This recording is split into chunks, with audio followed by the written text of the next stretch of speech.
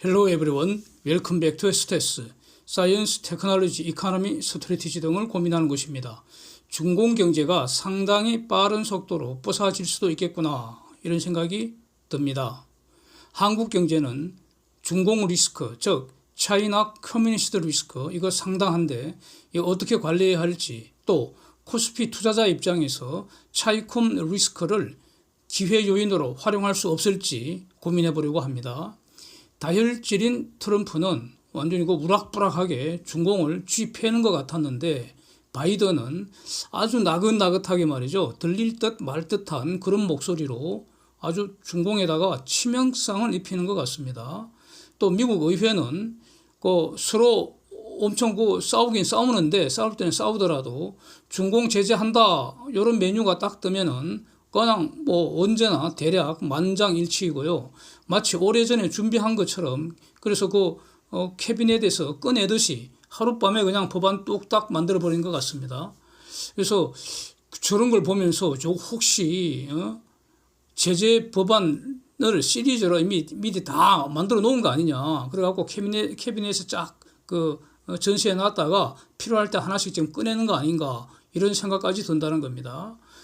중공 경제가 안 그래도 어려운데, 그래서 주요 거시경제 지표 뒤에서 한번 보려고 하는데, 이 대부분 지금 망가지는 모습인데, 설상가상으로 가뭄과 폭염으로 골병드는 것 같습니다. 이걸 사진에서 보시는 홍콩 은행의 치프 이코노미스트가 진단한 것을 이제 CNBC가 이제 보도를 했는데, 일단 요거부터 간단히 정리하는 것으로 이렇게 시작을 해보겠습니다.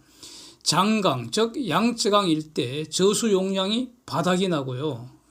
그래서 거기 보시면 여러 가지 물속에 파묻혔던 것들이 수몰됐던 것이 지금 다 드러났다고 그럽니다. 라인강에서도 나치 함대가 러시아 피해서 도망가던 나치 함대가 수백 척이 도망가다가 다 깔아앉았는데, 그게 지금 드러나고 있다고 그러죠. 라인강에서도. 그래서 이 양쯔강 일대 특히 이 가뭄 피해가 심해서 농작물 가금류 몰살 직전이라고 하고요. 이제 더 나아가서 파워 아웃리지, 또 블랙아웃이라고도 하고 대규모 단전 사태 발생하는 거, 이걸 지금 굉장히 우려하는 그런 상황이라는 겁니다.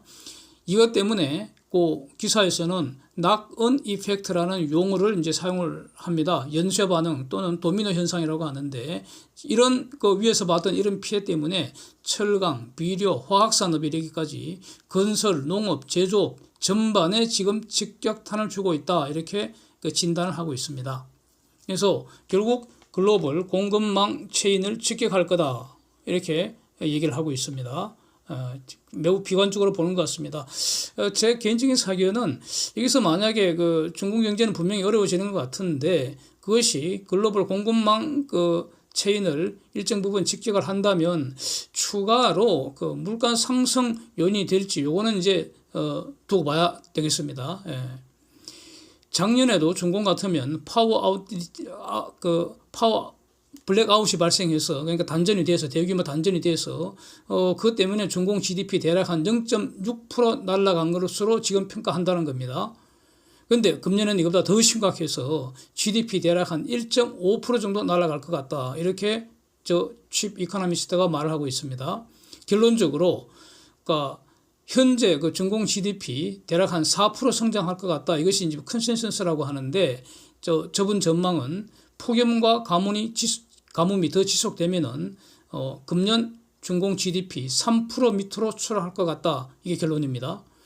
그래서 이분 의견은 폭염이 대략 한 2, 3개월 더 지속될 수도 있을 것 같다, 이렇게 지금 얘기를 하고 있거든요. 그런데 이건 참 잘 모르겠네요. 이 부분은 맞다 틀리다 이걸 떠나서 잘 모르겠어요. 서울 같으면은 오늘 아침에도 제가 우리 보리 데리고 산책을 갔다 왔는데 상당히 서늘하더라고요, 아침에는. 그리고 지난주부터 서울 한더위는 꺾인 것 같습니다. 그리고 이번 주 지나면은 이제 가을 기분 분명히 들 테고, 한 달 후쯤에는 단풍 산행 시즌이 온다는 겁니다. 이렇게 돌아가는데, 중공은 어째서 폭염이 11월이 돼야 끝날 것 같다고 말하는지, 이건 상당히 어려운 것 같은데, 하여튼 현재 중공의 폭염, 가뭄 피해가 그만큼 심각하다. 이렇게 이해를 일단 하겠습니다.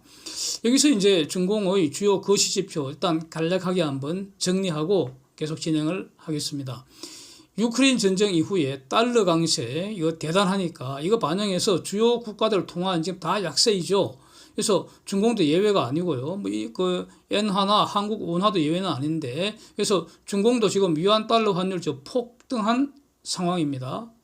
그래서 그 1년치 그래프, 5년치 그래프 같이 한번 보시면은 트럼프에게 얻어 터질 때 수준 이상으로 저게 지금 추가로도 올라갈지 이걸 현재는 우리는 주목을 해야 하는 상황인 것 같은데 근데 이제 중공의 경우에는 환율 약세는 위안 환율 약세는 수출 증가 효과가 있었죠. 예, 있었습니다. 지금까지는. 그런데 문제는 지금 이후부터는 서방이 그 주요 중공 수출 품목을 지금 막아버리는 그런 그 정책을 펴고 있지 않습니까?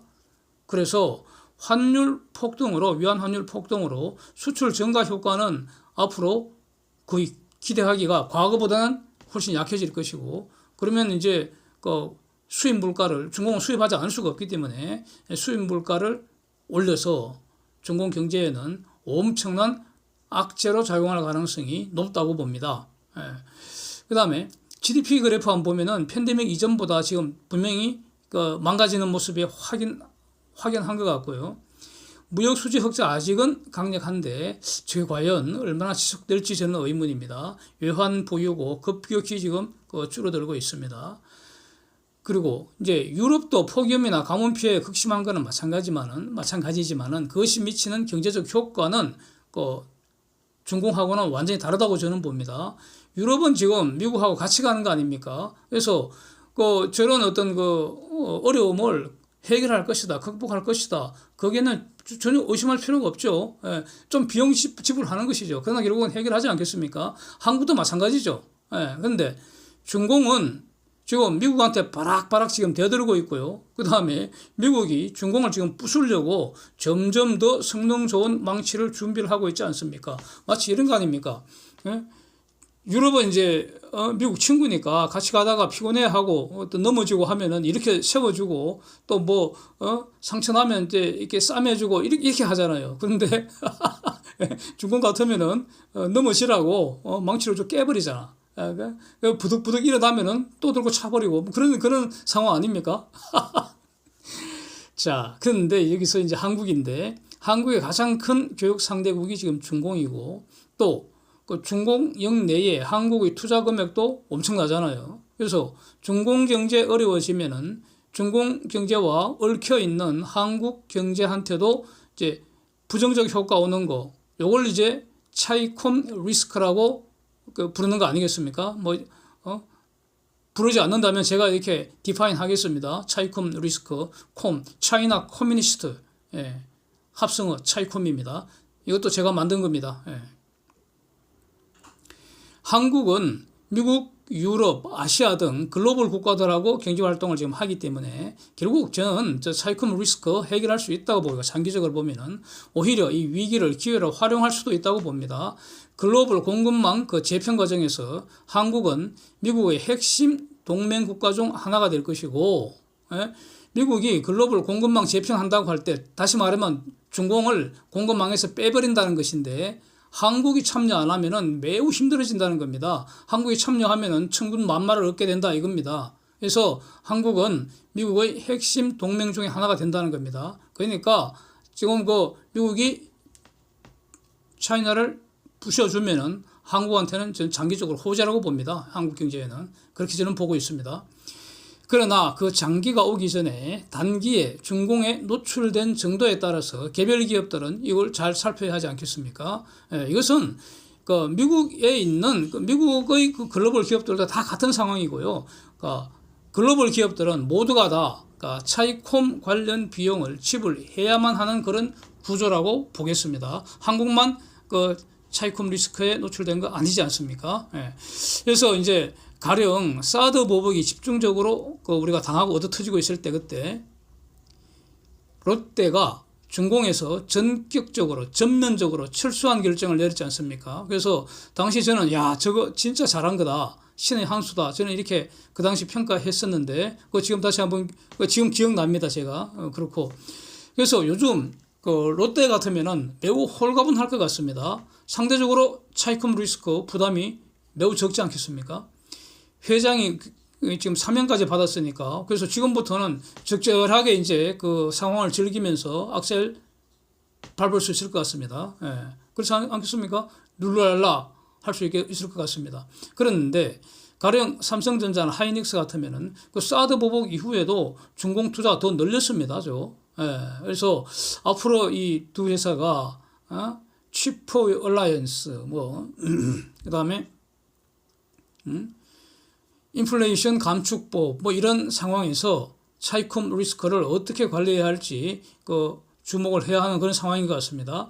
근데 저는 장기적으로 삼성전자와 하이닉스 같으면은 중공 투자 금액 장부에서 지불을 각오하면은 간단하다고 봅니다. 예? 가령 이런 거 아닙니까? 주식에 분산 투자했는데 한 종목 상폐당하는 그런 꼬라지 비슷하지 않겠습니까? 그래서 이제 세월이 지날수록 지금은 첨단 공장이겠지만 그 고철 무더기로 방치했다가 장부에서 지워버리고 털어버리면 됩니다. 비용 처리해버리면 됩니다. 네. 그러다가 이제 좋은 세월 오면은 다시 그때 재투자해서 또 돈 벌면 된다고 봅니다. 제가. 중공에서 손실 나는 거 이상으로 이제 다른 곳에서 벌게 되겠죠. 벌 수 있으리라고 봅니다. 그러나 주가는 단기간에는 좋은 일 없을 것 같습니다. 미국의 인플레이션 리덕션 액트라는 인플레이션 감축법으로 이제 번역을 하는데 약자로는 IRA, 인플레이션 리덕션 액트, IRA 이렇게 쓰고 있습니다. 그런데 참 재미있는 게 제목과 내용이 상당한 정도로 불일치하는 것 같습니다. 제목을 중공산 전기차 배터리 특별조치법 이렇게 제목을 바꾸면은 제목과 내용이 딱 일치할 것 같은데 말이죠. 하여튼 왜 이렇게 했을까? 아마 미국의 천재들이 다목적 용어로 저런 제목을 고르고 골라서 고심해서 붙였을 것으로 이렇게 해석을 일단 하겠습니다.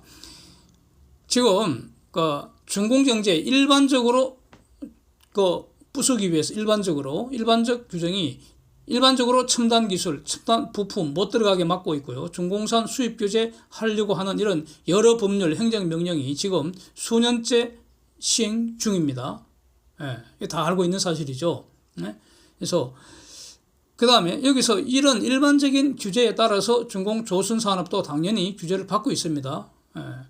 개별 산업에 대해서는 이제 맞춤형 규제를 하고 있다는 겁니다. 반도체에서는 가령 칩4 동맹으로 확인 사살하고 자동차 배터리는 IRA 이걸로 확인 사살하고 이런 것으로 보인다는 겁니다. 여기서 중공의 자동차 산업을 보면은 전기차 이외에는 원래부터 글로벌 경쟁력이 전무했었다 이렇게 보는 게 맞을 것 같습니다. 그래서 중공 입장에서는 이 배터리하고 전기차를 가지고 글로벌 유력 플레이로 한번 커보자 이런 희망을 갖고 있었던 것 같은데 미국이 IRA로 요 중공의 희망의 싹을 싹 잘라버리는 것 같습니다. 중공 입장에서는 그야말로 미치고 폴짝폴짝 뛸 노릇일 텐데 여기서 이제 한국이 파편을 맞는 거 아닙니까? 한국에서 만들어서 미국에 수출하는 전기차에는 일정한 타격이 이대로 두면은 불가피합니다. 그런데 여기서 분명한 거는 저 IRA 법은 한국 겨냥한 거 아닙니다. 현대차 겨냥한 거 아닙니다. 중공 겨냥한 것으로 봐야 합니다. 그래서 테슬라가 중공 상하이에서 공장에서 만든 거 그것도 타격이 있고요. 테슬라 전기차에 사용하는 중공 배터리도 타격이 있기 때문에 현대차만 겨냥한 거다 이렇게 봐서는 안 된다는 겁니다. 그래서 지금 한국이 대응을 할 때 미국의 저 법이 가령 한미 FTA 위반이다, WTO 제소할 수도 있다, WTO 규정 위반이다, 이런 쟁점을 들이미는 것은 매우 어리석다고 생각합니다. 그렇게 해서는 그거는 좋은 전략이 아니라고 봅니다. 오히려 지금 미국과 협상을 하긴 해야 하는데,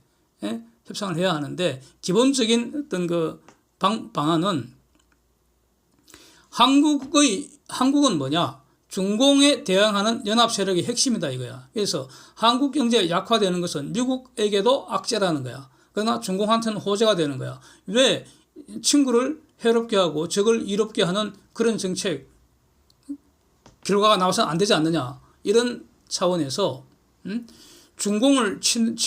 중공에게 던진 폭탄 때문에 한국이 파편을 부상 입으면 안 되니까. 그래서 가령 지금 그 미국에 투자한 한국산 전기자동차 아직 본격 출하 안 된다는 거 아닙니까? 그래서 미국에서 생산하는 한국산 전기자동차가 본격 출하되는 시기까지라도 한시적으로 한국산 전기차에 IRA법 적용 면제하거나 또는 다른 형태 보상 방안을 협의하는 게 현명하지 않을까. 그래서 가령 미국 수출용 전기차에 한시적으로 우리가 보조금 지급해주고 대신에 미국에서 다른 형태로 보상 받으면 되는 거 아닙니까? 예? 그러면 IRA 조기 정착하는데 한국이 협조할 수 있는 거 아니겠습니까? 예. 배터리는 지금 중공을 치는 공동 전선이기 때문에 한국 기업도 IRA 법의 취지에 맞추어서 적극적으로 중공 부품 잘라내는 노력이 필요한 거 아니냐 이렇게 정리하면 될 것 같습니다. 뭐 속 편합니다. 예. 어차피 공동 전선에 지금 참여하는 이상 어느 정도 비용 부담은 불가피하다고 보고요. 장기적으로 이제 더 큰 이익을 얻겠다 이런 전략을 가져가야 된다고 생각합니다. 그래서 더 큰 그림을 그린다면은 한국은 원화가 달러화하고 상설 통화 수합이 가능하도록. 그래서 지금 상설 통화 수합이 가능한 국가가 5개 있잖아요. UK, EU, 캐나다, 스위스, 자펜 이렇습니다. 이들 5개 그룹에 한국도 추가로 가입하는 것을 이걸 목표로 삼고 미국과 협상해야 되는 거 아닌가 이런 의견을 이건 매우 중요합니다. 이게 되면 말이죠. 한국 원달러 환율 바로 하향 안정될 수 있고요. 그러니까 원화하고 달러화를 무제한 무기환 공짜로 수합할 수 있는 그 그룹에 한국이 들어간다는 겁니다. 그래서 매우 중요한 거기 때문에 우리한테 실속이 있는 것이고 그 다음에 현재 글로벌 판세가 한국이 이걸 추진하기에 좋은 때라는 겁니다. 지금 때라 아주 호기를 맞은 거 아닌가 이런 의견을 거듭 말씀을 드립니다. 예. 조선업종은 차이콤 리스크에서 자유롭습니다. 예. 오히려 미국이 중공을 사냥을 해주니까 반사 이익을 누릴 수 있는 업종입니다. 예. 가령 비슷한 다른 업종으로 가령 K칼처도 반사 이익을 누릴 수 있습니다. 예. 그래서 조선업종 투자자 입장에서는 특히 very thank you America, thank you very much America 뭐 이렇게 되는 거죠. 자동차에만 반도체 들어가는 거 아니지 않습니까? 거대한 선박에도 이제 더 나아가서 앞으로 인공지능 자율운항할 미래 선박에도 반도체, 센스, 통신 이 덩어리라고 볼 수 있습니다. 완전히 최첨단입니다.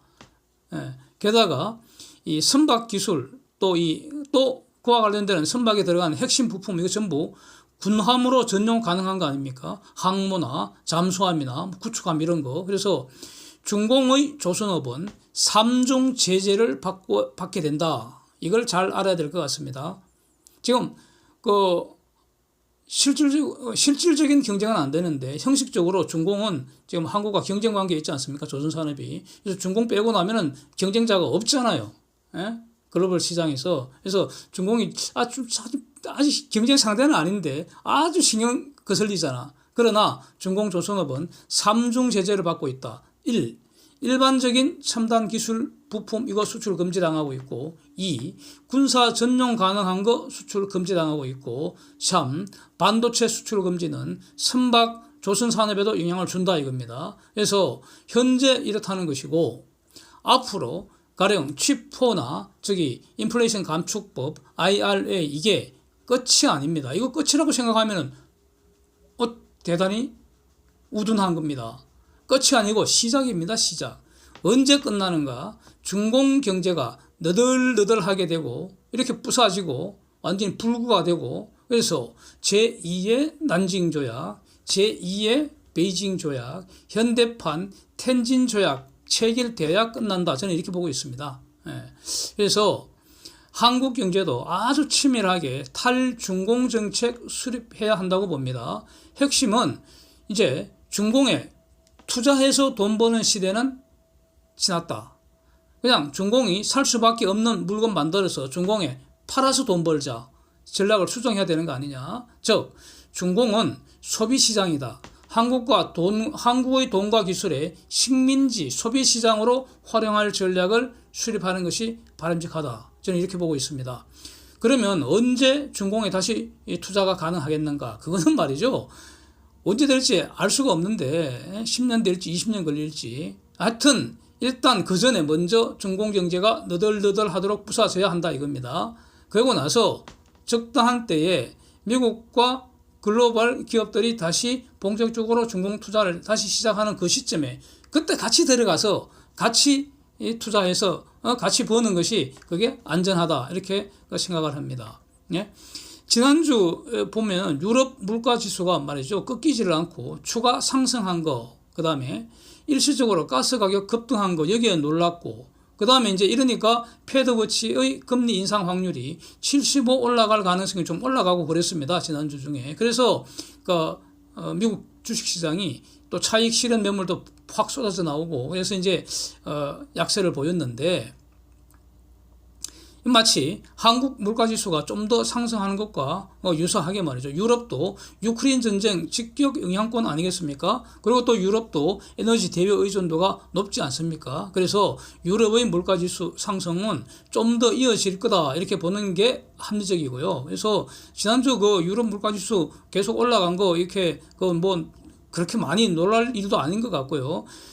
그러니까 이제 핵심은 미국이라고 봅니다. 미국은 이번 주 금요일 날 PC 물가지수 이제 발표하는데 그 사진처럼 코어 PC 물가지수 이게 중요한데 추가로 피크아웃 되는 것으로 되고 있습니다. 예상치가 발표됐죠. 그 다음에 여전히 9월 기준금리 50 올릴 가능성이 지금 59%대로 75 올릴 가능성보다 더 높고요. 그 다음에 3분기 GDP 성장률 전망치도 1.6%로 이제 최근에 다시 또 수정해서 발표됐는데 즉 침체 가능성은 없다고 봐야 되고요. 그래서 기본적으로 저는 미국 시장은 연말 연초 그쯤에 다우지수 선봉으로 다시 사상 최고치 갱신 랠리 가능하다. 저는 여전히 이렇게 정리를 하고 있습니다. 즉 미국 시장은 현재의 이 랠리가 지속될 가능성이 높다 이렇게 정리한다는 겁니다. 그러면 한국 시장은 결국은 미국 시장 따라갈 수밖에 없는데 이 차익홈 리스크 관리해야 하기 때문에 지수 상승은 미국보다는 약하지 않을까. 그다음에 차익홈 리스크 노출이 심한 개별 기업별로 이 옥석을 잘 가려야 되지 않을까. 그래서 이렇게 보더라도 코스피 주도 업종은 차익홈 리스크가 없는 오히려 차익홈 오퍼튜니티가 있는 그런 조선주라는 거 다시 확인이 되는 것 같습니다. 그 다음에 또 추가로 지난주 산자부 장관하고 조선 3사 사장단 간담회 있었는데 그때 정부가 조선업 지원 방안을 세 가지로 나눠서 발표를 했습니다. 그 내용은 여기서는 생략하겠습니다. 내용이 지금 너무 많아져서. 그래서 근데 여기서 이제 제가 볼 때 안고가 바로 이거라고 봅니다. 지금 사장단이 후판 가격 너무 높다 이런 애로사항을 전달을 했습니다. 그래서 이거 내리는 거 제가 보기에는 50% 이상 내리는 것이 논리적이라고 저는 보고 있기 때문에 그래서 매우 우리가 주목해야 할 것은 산자부 장관이 철강업계와 적정선을 논의하겠다고 말했다고 이렇게 보도가 됐다는 겁니다. 예? 이거는 제가 그동안 말씀드렸던 정부가 적절하게 여기서 정부는 산자부 아니겠습니까? 예. 그래서 적절하게 행정 지도할 필요성 계속 말씀드렸는데 이거를 논리적으로 타당하니까 그래서 그 필요성을 산자부 장관도 공감한 것으로 해석이 되고요. 그리고 이거는 행정 지도 하겠다는 의지를 밝힌 것으로 해석이 되기 때문에 후판 가격 상당폭 내릴 가능성 구체적으로 이제 되어 가는 거 아니냐. 이렇고요. 그래서 이거는 누가 뭐라고 말해도 대형 호재입니다. 예, 성과는 올라가는데 후판 가격 중요한 제조원가 20% 차지하는 후판 가격이 상당폭 내려간다. 엄청난 호재입니다. 예, Thanks for watching. See you next.